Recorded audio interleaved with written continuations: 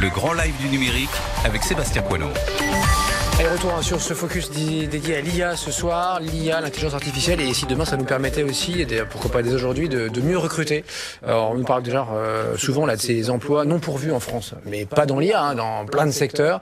Est-ce que l'intelligence artificielle pourrait aider à matcher, à proposer d'ailleurs des profils un peu innovants pour qu'elles soient pourvues ces offres? Qu'est-ce que vous en pensez, messieurs? Romain Leralu du Criteo AI Lab. Alors, il y a un point qui est super important, c'est que l'IA, qu'est-ce que ça fait? Ça donne du sens aux données. C'est une excellente manière de fouiller un gros volume de données. Par exemple, si on parle de recrutement, ça peut être une énorme pile de CV pour trouver les gens qui ont les critères qui correspondent justement au job ou au poste qu'on cherche à pourvoir. Le point qui est assez important à souligner, et c'était une expérience assez douloureuse qu'Amazon a faite, c'est que il faut faire très attention. Une IA, ça reproduit les biais et les caricatures, les travers avec lesquels on la nourrit. L'histoire récente est pleine justement de fails comme ça. Il y a le robot conversationnel de Microsoft qui a appris à être raciste, fasciste, simplement en un quart d'heure sur Twitter. Exactement. Amazon avait testé justement d'utiliser un moteur d'IA pour recruter des gens. Ils se sont retrouvés avec zéro diversité, les mêmes profils que ce qu'ils avaient avant, etc.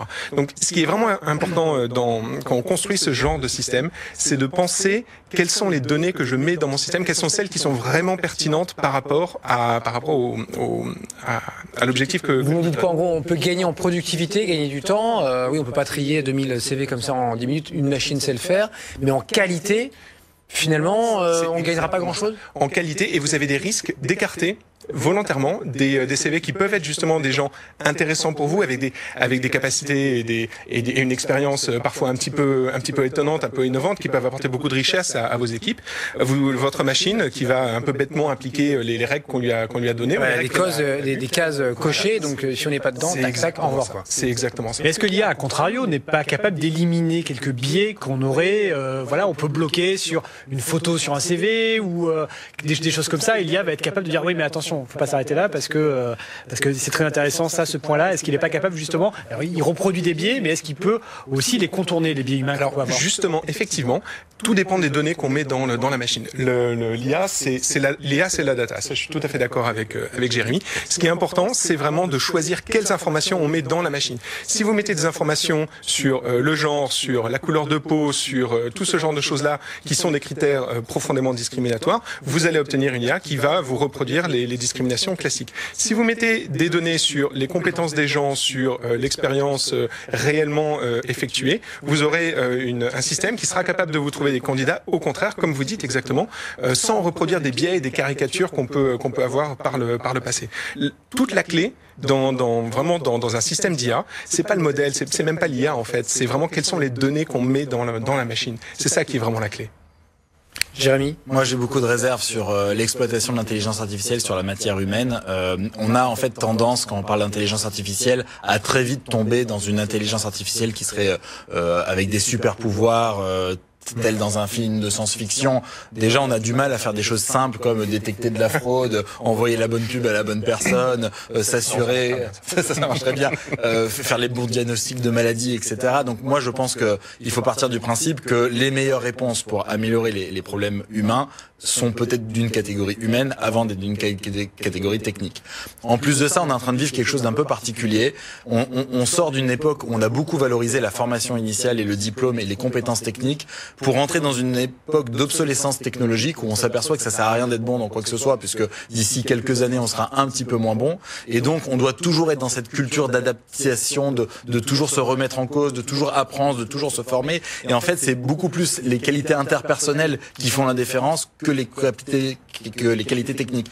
L'intelligence artificielle peut pas contribuer à ça. Par contre, elle peut contribuer à des choses quand même très utiles sur le domaine des RH sans que ça soit un impact directement sur le chômage. On parlait de discrimination. En fait, la discrimination, c'est quelque chose d'assez simple à démontrer par l'intelligence artificielle, parce que vous prenez l'ensemble des augmentations de salaire d'une société et vous demandez à la machine de dire qui est un homme, qui est une femme. Si elle se trompe, ça veut dire qu'il n'y a pas eu de discrimination. Mais si elle sait tout de suite dire qui sont les femmes, de qui sont les hommes, c'est qu'il y a une discrimination. Alors, on ne sait pas dans quel sens réponse a priori, mais on peut la suggérer. Mais en tout cas, on sait qu'il y a un problème. Donc moi, à mon avis, dans les prochaines années, l'intelligence artificielle va plutôt s'occuper de petites niches liées aux ressources humaines, par exemple la formation. Quelle est la meilleure formation pour une personne? Comment s'assurer que ça arrive au bon moment? Comment s'assurer que cette capitalisation des acquis lui permet d'augmenter sa rémunération?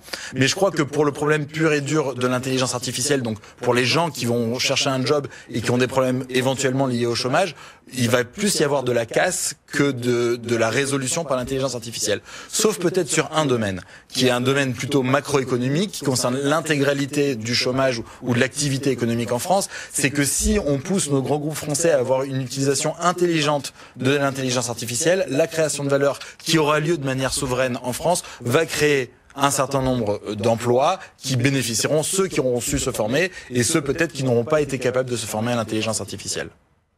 Mais aujourd'hui, le chômage de masse, il concerne pas forcément les gens très diplômés, hein, parce qu'aujourd'hui, ce que j'ai pu lire et comprendre, c'est qu'aujourd'hui, l'IA est utilisée quand même par à peu près 20% des grands groupes, en tout cas qui utilisent des outils, des applications d'IA, d'intelligence artificielle pour aller repérer les bons talents. Alors j'imagine que c'est surtout pour vérifier sur les réseaux sociaux les profils et ou trier les CV. Voilà, je pense que c'est assez basique.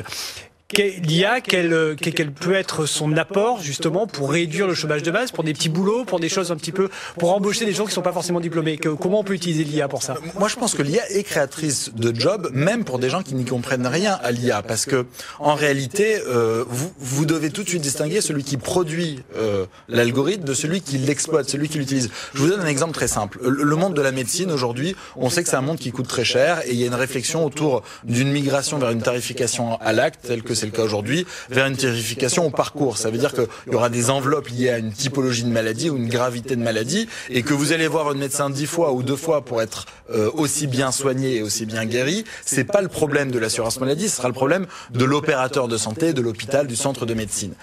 Évidemment, il va y avoir énormément de données, il va y avoir des objets connectés, il va y avoir des alertes. On va être capable de dire, celui-là, il n'a pas appelé son médecin, il n'a pas pris son médicament, il n'a pas suivi telle recommandation, il faut aller le voir. Mais celui-là, en fait, c'est un hypocondriaque, il faut arrêter de répondre au téléphone, il faut simplement le calmer et pas qu'il aille tous les jours aux urgences pour venir faire des consultations. Là, vous allez avoir un nombre d'emplois qui est gigantesque. Tout le monde paramédical, toutes les aides-soignantes, tout le monde, on va dire, de ces professionnels de santé qui sont pas forcément ni des médecins ni des spécialistes de l'intelligence artificielle, ça va devenir l'équivalent du Uber de la santé. Mais alors là, je dis le mot Uber avec tout le côté bénéfique du mot Uber. Hein. C'est pas la casse du job qui est pas intéressant. C'est au contraire la possibilité de n'importe qui va décider un jour d'être à l'hôpital, d'un jour d'être dans le privé, d'un jour d'aider une personne à son domicile, d'un jour rencontrer une personne qu'elle n'a jamais rencontrée avant et de lui proposer son aide. Voilà, tout ce genre de choses-là, ça va être l'intelligence artificielle qui va le proposer. C'est peut-être quelques milliers d'emplois qui vont créer ce nouveau système de santé, mais c'est des dizaines de milliers d'emplois qui vont servir l'intégralité de l'emploi en France. Merci beaucoup Jérémy Haroche avec nous ce soir, patron de Quantmétrie. Demain, donc on rappelle un data job, on en parlait à 21h tout à l'heure,